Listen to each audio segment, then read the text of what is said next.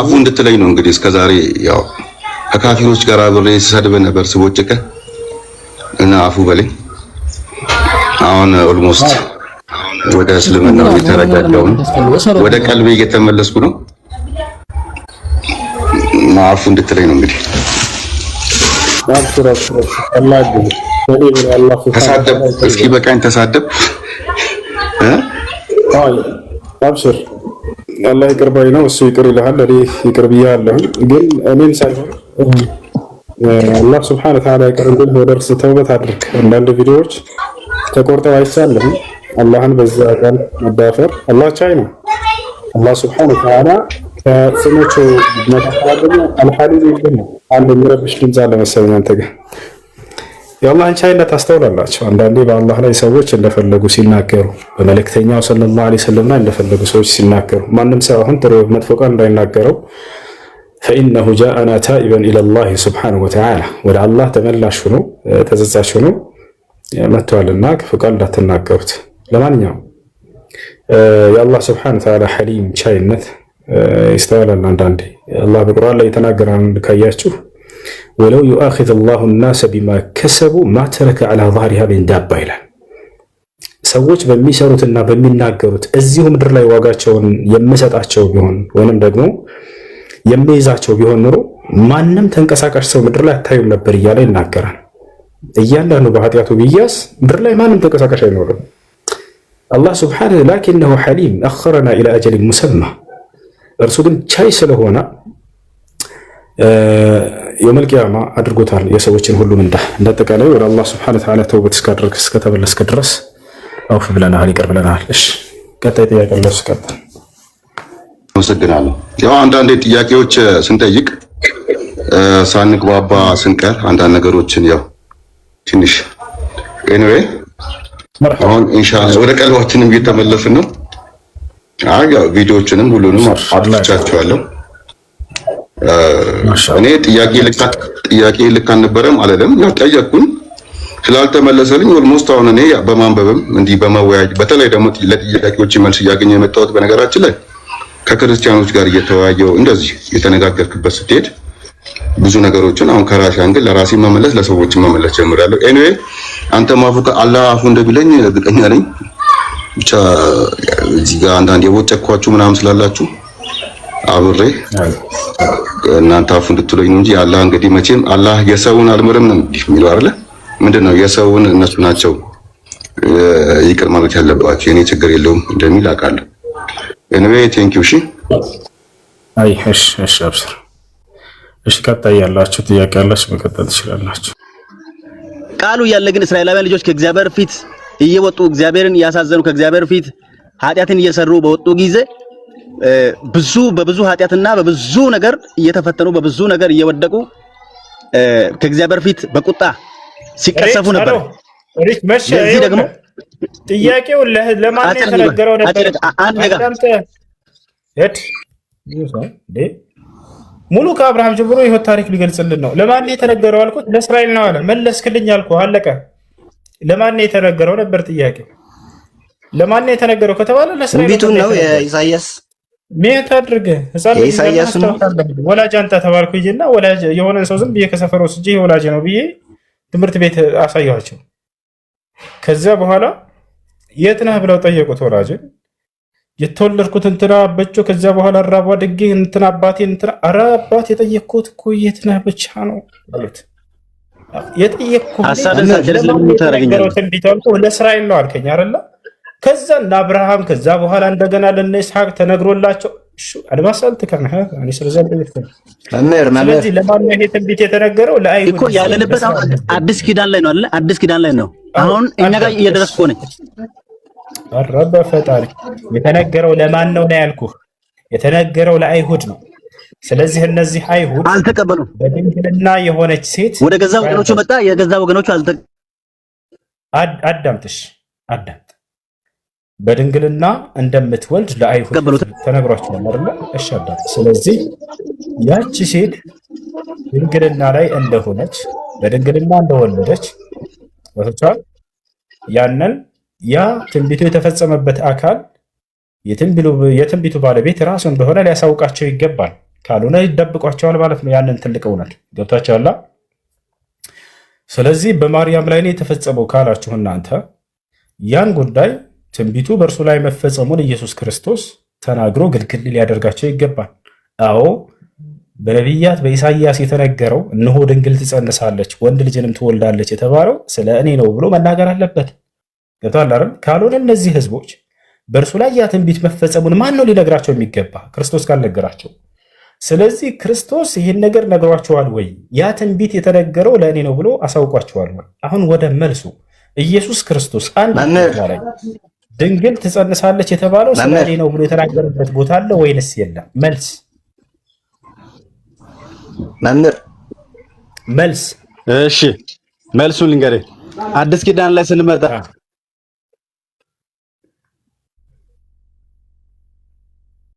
መልስ አሰላሙ አለይኩም ሜት አድርጉ። መልስ ወርሰላ ያው ብዬ ነበር። ትንቢቱ የተነገራቸው አካሎች እነዛ የአይሁድ እስራኤላውያን ያ ክርስቶስ ነግሯቸዋል ወይ? ይሄን ትልቅ እውነታ በመጽሐፋቸው ላይ የተቀመጠን ትንቢት ስለርሱ የተነገረውን ነግሯቸዋል ወይ? ያሳውቋቸዋል ወይ? የማሳወቅ ግዴታ አለበት። የተናገረበት አንድ ቦታ አለ። አንድ ክርስቲያን ይሄንን መመለስ የሚችል ካለ ወላሂ መግባት ይችላል። ቃሉ እንደዚህ ይላል ቦታ ላይ እነሆ ድንግል ትጸንሳለች ስለኔ ነው በድንግልና የተወለድኩት እኔ ነኝ ብሎ አንዲት ቦታ ላይ ለአይሁዶች ያሳወቀበት ቦታ የለም። እንዳውም በተቃራኒው ነው አይሁዶች የሚያውቁት ማርያም ባል እንዳላት ባለ ትዳር የሆነች ሴት እንደሆነች እንጂ ድንግል እንደሆነች አንድ ይሄንን የሚያውቅ አይሁድ የለም። ገብታችኋል? እንዳውም ባልና ሚስት እንደሆኑ ነው ዮሴፍና ማርያምን የሚያውቁት። በድንግልና ነች እቺ ሴት ብለው አንድ አይሁድ አስበው ያውቁት ይሄን።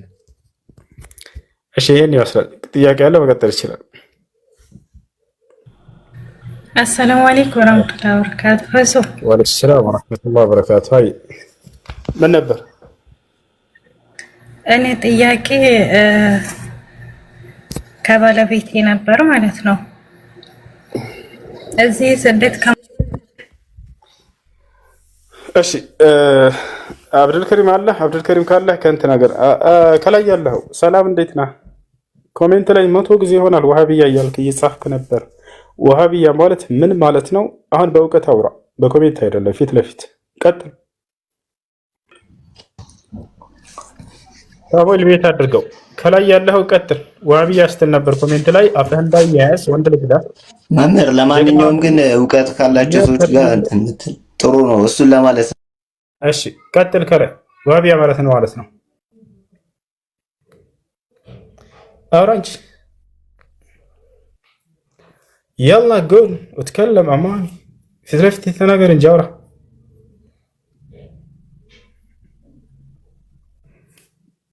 قيسم زم مصحفهم زم يميلوا تزالي ليش لماذا تذكرت هذه الكلمه؟ السلام عليكم استاذ.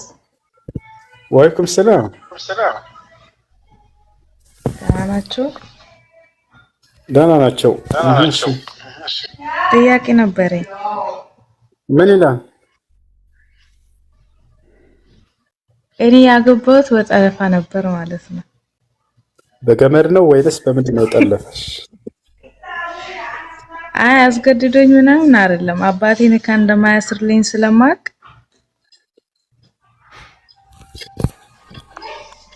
ከዛ አብረን ጠፋን። ከዛ በኋላ ያኔ እሱ ቤተሰቦቹ ጋር ደውሎ ከዛ የሱ ቤተሰቦች እኔ ቤተሰብ ጋር ሄዶ ንካ አሰሩ ማለት ነው ከአባቴ ጋር። እና ንካው እንዴት ይታያል? ከኒካ በፊት ምንም ነገር የለም ማለት ነው። እሺ ከኒካ በፊት ምንም ግንኙነት አላደረጋቸውም አይደል? ስለዚህ ኒካሁ ትክክል ነው፣ ግንኙነት ካልተከሰተ። ነገር ግን አብራችሁ ያለ ኒካህ መቆየታችሁ እርሱ ወንጀል ነው፣ ተውበት ማድረግ ነው። ለዚህ አይ አልቆየንም። ወዳው ነው ቤተሰቡ ጋር ደውሎ ከዛ ቤተሰቦቹን ቤተሰብ ጋር ሄዶ ከአባቴ ጋር ካሰሩ ማለት ነው እኮ ተናገርኩ። ለሁለተኛ ጊዜ ልመልሰው ስላለፈው ያለ ኒካህ አብራችሁ በመቆየታችሁ ወንጀል ነው እና ስለዚህ ተውበት ማድረግ ነው። በግንኙነት እስካልተከሰተ ድረስ ኒካሁ ትክክል ነው። አመሰግናለሁ። አይ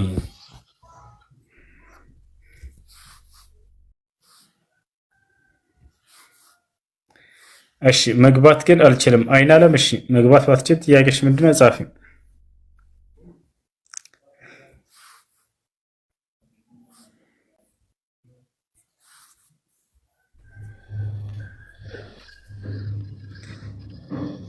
ሰላም ሰላም፣ እንዴት ነህ? እንዴት ነህ? አላ አልሐምዱሊላህ። እሺ ልጠይቅ። እሺ ኦኬ። እስልምና ቀጥተኛ መንገድ ነው? አዎ። በጣም ጥሩ። ቀጥተኛ መንገድ ይዘሃል አንተ በእስልምና? አዎ። ጥሩ። የመጀመሪያው ምዕራፍ አንደኛ ምዕራፍ ላይ ቁጥር 6 ቀጥተኛውን መንገድ ምራኝ ብለህ ትጸልያለህ አትጸልይም? ኦኬ። አሁን ስለሱ ላስረዳ ምን ማለት እንደሆነ እኮ። ምራኝ ማለት ምን ማለት ነው? ምራኝ ነው። መንገድ የያዘ ሰው ምራኝ አይልም ይላል እንጂ እንደሱ መጽሐፍ ቅዱስ ላይ መንገድ የያዙ ነብያቶች ምራኝ እያሉ እንደሚለምኑ ላሳይህ። መንገድ የያዘ ሰው ምራኝ አይልም ብሏል አይደለ? በራሱ መጽሐፍ ልገርፈው ነው። ወላሂ ነው። ተመልከቱ። ነብያቶች ምራኝ እያሉ ይለምናሉ። እስኪ ከቁርአን የት አድርግ ሚውት አድርግ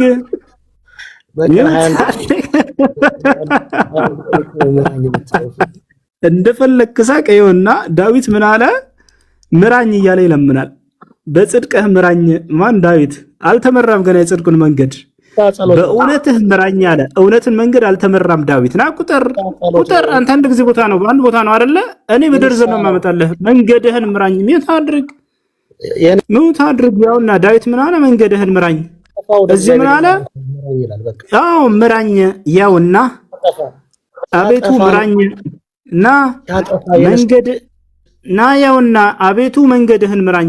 እኛም መንገድ ምራን የሚል ቃል አይተህ ነው አይደል የመጣኸው? ያውና መንገድህን ምራኝ እያለ ዳዊት እየለመነ ነው።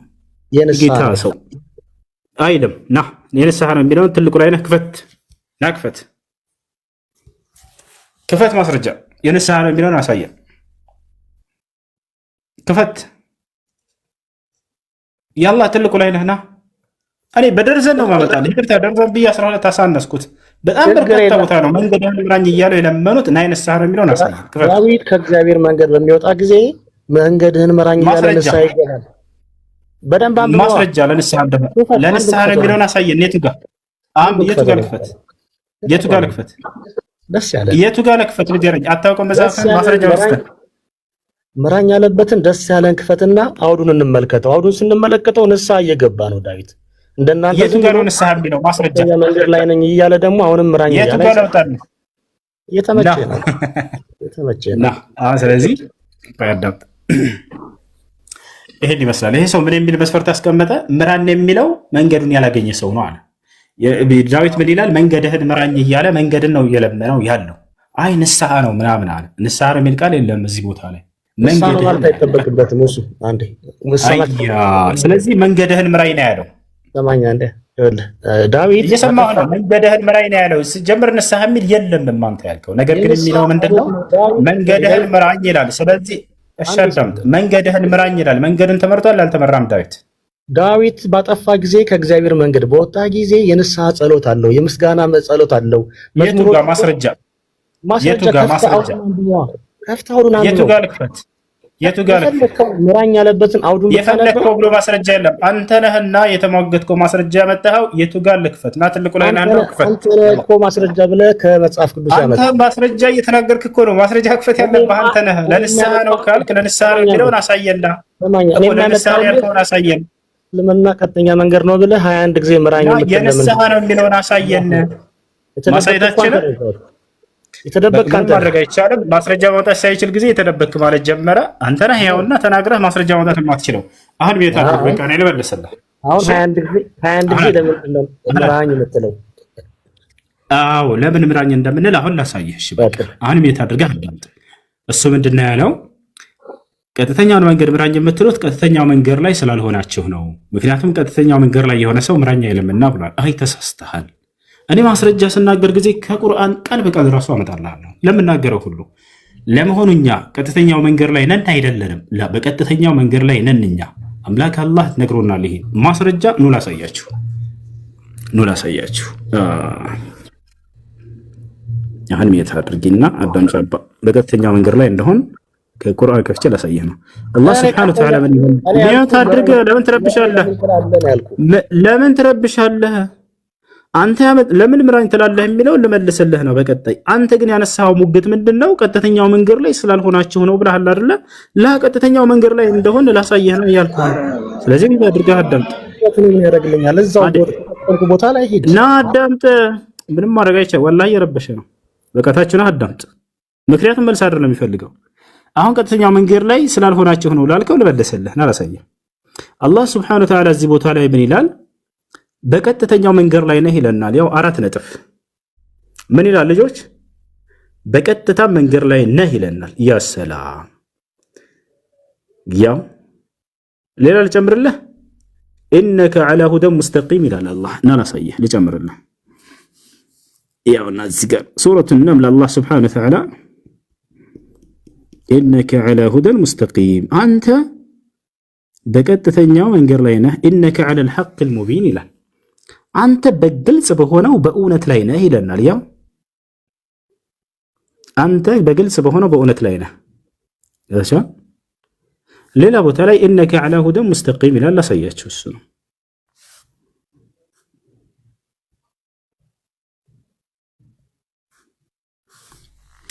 ሱረቱል ሐጅ 67 ሱረቱል ሐጅ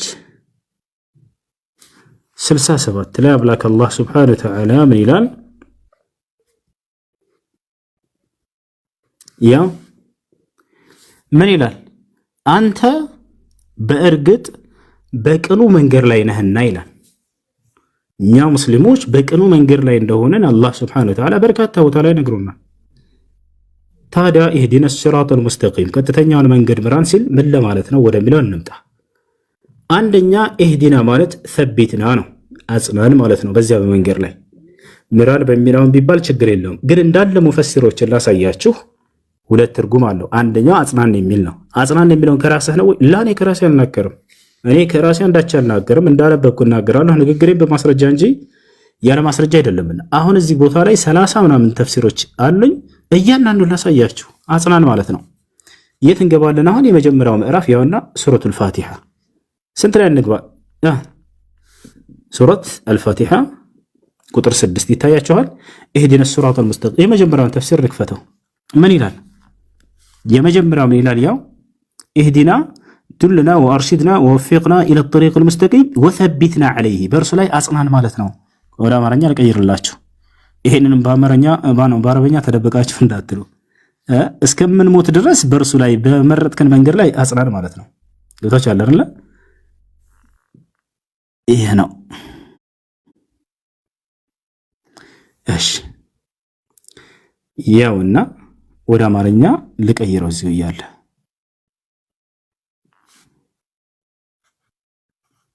እሺ አማርኛ የት ነው? ወደ አማርኛ ልቀይርላችሁ ልጆች።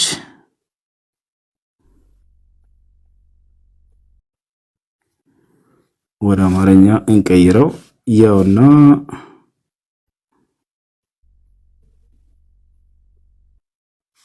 እሺ ያን ቃሉን ላስቀምጠው አረበኛን ወደ አማሪክ ይታያችኋል። እኛንም እስከንገናኝ ድረስ በእርሱ ላይ አጽናን ነው።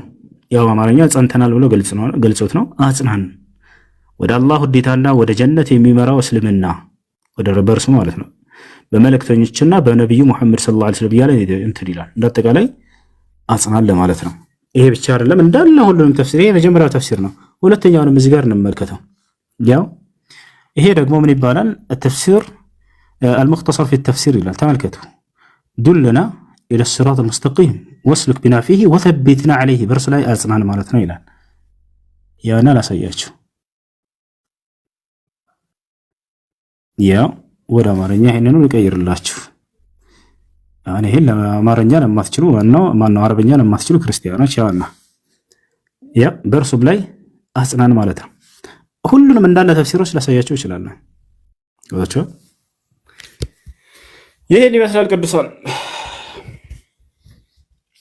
እሺ ምራን በሚለው ብንሄድም ምራን ሲባል ምን ለማለት ነው? ኢህዲነ ሲራጠል ሙስተቂም ካለ በኋላ ቀጣዩ ላይ ያለው መልስ ነው። በቀጥተኛው ጎዳና ላይ ምራን። የእነማንን መንገድ?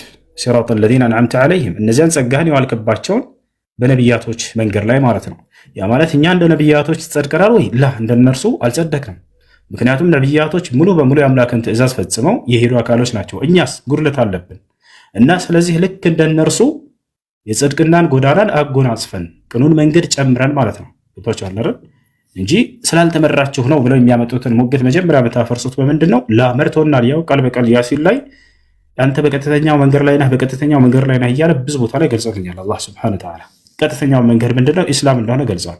ኢነ ዲነ ዒንደላሂ ልኢስላም፣ ከኔ ከአላህ ዘንድ ቀጥተኛው ሃይማኖት እስልምና ነው ብሎ ገልጿል። በዚያ ላይ ናቸው ሆይ? አዎ በዚያ ላይ ነው ያለ ነው። ነገር ግን ያንን ጨምርልን እንደማለት ነው፣ ወይም አጽናን በዚህ ላይ እስከምንሞት ድረስ በኢስላም ላይ ማለት እንጂ ስላልተመራችሁ ነው የሚለው አመለካከት ስህተት ነው። እንደዛ ብሎ የፈሰረ አንድም የለም። የእናንተ የክርስቲያኖች የራሳቸው ተፍሲር ብቻ ነው ይሄ። የእናንተ ይቅርታ፣ ሁሉም ክርስቲያን አይደለም፣ መረዳትና ማወቅ ይፈልጋል። ነገር ግን ሰባኪ ነን የሚሉ ሰዎች አንዲት የማስረዳት አቅም የላቸውም። ወላሂ ላዝም ውሸትና ቅጥፈት እንጂ ማለት ነው። አንዲት ከየት ላይ ያመጣችሁት ቢባሉ ከጭንቅላታቸው እንጂ ከየትም አላመጡትም ይህን ግንዛቤ። እሺ እንደሱ ብሎ የተረጎመላችሁ አለ ወይ? ላ የለም። የመጀመሪያዎቹ ሙፈሲሮች ራሳቸው ናቸው በዚህ ተፍሲር ፈቻላ። አንዲት ቦታ ላይ ቀናውን መንገድ ስላልተመራቸው ነው ብሎ የተናገረ ሙፈሲር የለም። ዓለም ላይ የመጀመሪያዎች ሁም አልአወል ወልአኺር ያሰላም ናይ። እሺ ሱራ 50:43 አይልን ይላል። እሺ ሱራ 50:43 ነው የሚለው። እሺ ተከታተል። ሱራ 50:43 ኢና ነሕኑ ኑሕዪ ልመውታ ኢና ነሕኑ ኑሕዪ ወኑሚቱ ወኢለይና ልመሲር ይላል አላህ። እኛው ሕያው እናደርጋለን እንገድላለንም መመለሻም ወደ እኛ ብቻ ነው እያለ አላህ ሱብሓነሁ ወተዓላ እየተናገረ ነው። ያልገባህ ምንድን ነው? ይህ ከመለኮታዊ ባህሪያቶቹ ነው። አንደኛ ሕያው የሚያደርገው ፍጥረታትን ሁሉ ህይወት የሰጣቸው እርሱ ነው። ልክ እንዲሁ በሚሞቱም ጊዜ የሚወስዳቸው የሚገድላቸው እርሱ ነው አላህ ሱብሓነሁ ወተዓላ። መመለሻቸውም የሰው ልጆች ሁሉ ከሞት በኋላ ወደ ጌታ ወደ አላህ ሱብሓነሁ ወተዓላ መሆኑን እየገለጸ ነው። ያ ነው። እሺ ያልገባ ነገር ካለ በዚህ ላይ መጠየቅ ትችላለህ፣ መግባት ትችላለህ።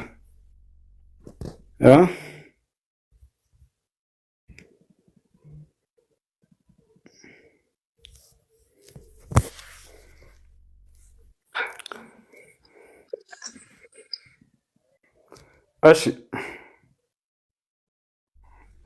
እሱ ሰላም አለይኩም። ወአለይኩም ሰላም ወራህመቱላሂ ወበረካቱ። እንዴት ነህ ብሮ? ሰላም ነው አለ አልሐምዱሊላህ። የሆነ አንድ ጥያቄ ነበር ስለ ጫት። አልሐምዱሊላህ። እሺ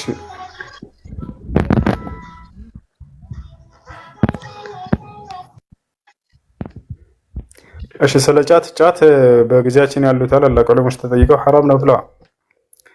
وعلى رأسهم سماحة الإمام العلامة عبد العزيز بن باز رحمه الله تعالى، والعلامة الفقيه بن عثيمين رحمه الله تعالى، والعلامة مقبل الوادعي رحمه الله تعالى، والشيخ أحمد بن يحيى النجمي رحمه الله تعالى، والشيخ العلامة بقية السلف الشيخ صالح الفوزان حفظه الله تعالى. እነዚህ ሁሉ ስለ ጫት ተጠይቀው ሁላቸውም ሐራም ነው ብለዋል። እስከ ዛሬ ማለት ነው አባትና እህት ምናምን ወንድሞች ሀጂ ምናምን ይሄዳሉ ስለ የብር ጫት ነው ማለት ነው። እሱም እንዴት ይታያል? ድጋማ ጥያቄን ሀጂ ምናምን መስጊድ ሰደቃ ምናምን የብር ጫት ነው። እኛ ገበሬዎች ነን። ጫት መለ በቃ ምንም ስራ የለም። እኔ ما فهمت عليك ማለት በጫት ገንዘብ ሀጅ ይሄዳሉ ነው? አዎ لا የሐራም ገንዘብ መሆን የለበትም። ከሐራም ምንጭ ሰብስባችሁ ሐጅ ማድረጊያ ምናምን አታድርጉ። ከሐላል ምንጭ መሆን አለበት። ሰው ሲጀመር የሚበላው ከሐላል ምንጭ መሆን አለበት። ያ ነው ነብያችን ሰለላሁ ዐለይሂ ወሰለም ከሐላል ብሉ ከሐራም እንዳትበሉ ብለው ተናግረዋል። ወአጅሚሉ ፊ ጠለብ አፈላለጋችሁንም ማሳምሩ ወላ ተእኩሉ ሚነል ሐራም ወኩሉ ሚነል ሐላል ብለዋል።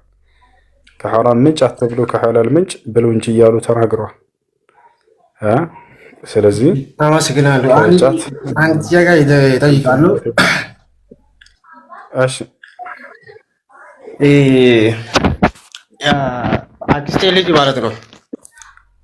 እሷ ጉድፈቻ የሆነ ልጅ ጉድፈቻ ወስዳል ነበር። እሱን የእሱ ጡት አይደለም እሱን መግባት ትችላለህ?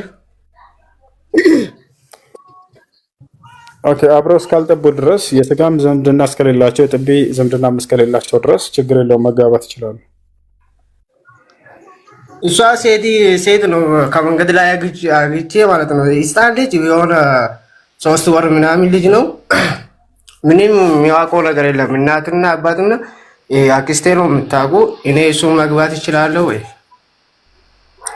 ወንድም የስጋ ዝምድናም ወንድምነት እስከሌላቸው ድረስ የጥቢ ወንድማማችነትም እስከሌላቸው ድረስ አንተ እሱን ማግባት ይችላል። አብሽር ቴንክ አመሰግናለሁ። ይወዳለሁ።